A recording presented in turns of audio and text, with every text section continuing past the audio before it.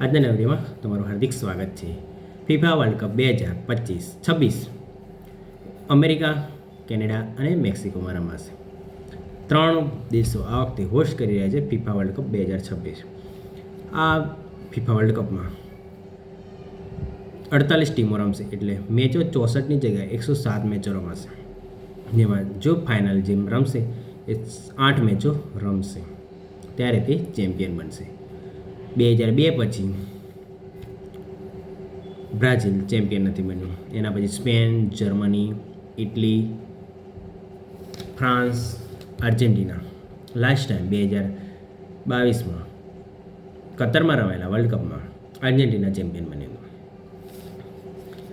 48 ટીમો રમશે, તેમાંથી 12 ગ્રુપ બનશે. 4 ટીમોનો 12 ગ્રુપ બનશે. તેમાંથી જે ટોપ 2 હશે તે જશે રાઉન્ડ ઓફ 32માં. બાકી એટલે 24 ટીમો જશે. બાકીની 8 ટીમો જે ત્રીજા નંબર પરની જે ટીમો હશે 12 ગ્રુપમાંથી, તેમાંની 8 ટીમો ટોપ આ પરફોર્મિંગ ટીમો જોડાઈ જશે રાઉન્ડ ઓફ 32માં. અને એના પછી quarter final, pre quarter final, semifinal અને ફાઇનલ રમાશે.